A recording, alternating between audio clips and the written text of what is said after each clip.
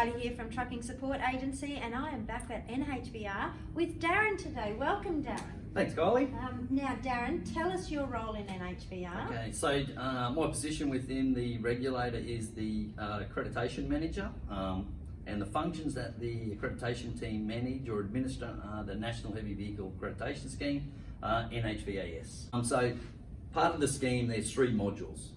There's mass, maintenance, and fatigue. Fatigue has two options, and the two options in fatigue are basic fatigue management and advanced fatigue. An operator that wants to set up and look at mass, if we want to look at mass, it allows them to operate under conditional mass limits or concessional mass limits. So it allows them to carry a little bit more weight, or gives them a little bit of flexibility, particularly if they're loading off site. You know what I mean? So there's that there. Maintenance is unique in the fact it's all about the safety of the vehicle. The concession that you get for maintenance, particularly in Queensland and New South Wales, it exempts the annual inspection. Okay.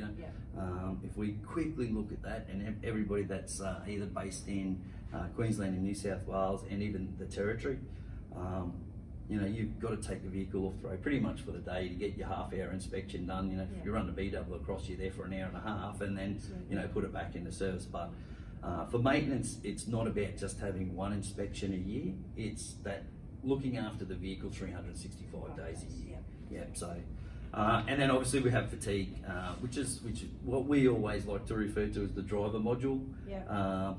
Basic fatigue management, the work rest hours prescriptive under the law. Everybody will talk about BMM as the 14-hour one.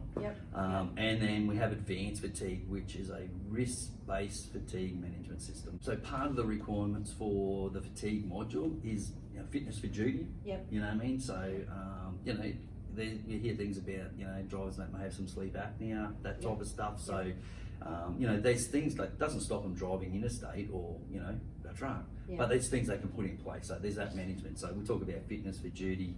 Part of the fatigue management one too is the drivers and the schedulers have to do their courses, and also we have the medical requirements. The scheme, and I probably should have touched on a little bit earlier. It's a voluntary scheme. You could have just mass. It may just be maintenance that you want to control, or potentially you could have all four. Depending on your operation. So accreditation can be granted to only two entities. One is an ACN registered entity, so your PTY Ltd companies, or the other is an individual, so Darren Rasmussen holds accreditation. So they become the responsible entities for those accreditations.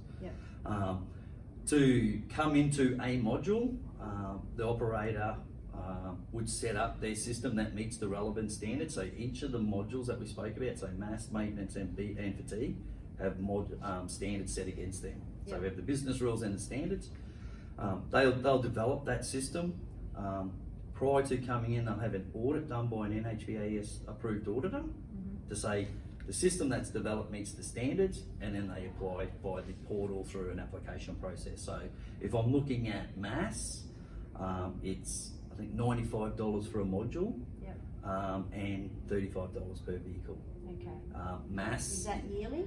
No, two yearly. Okay. Right. So every 2 years. Okay. So on the NHVR website is the copy of under the accreditation. So make sure you go to the accreditation one. Is the business rules and standards. So that's the overarching requirements of the scheme. But also what we have on there are our guidance material.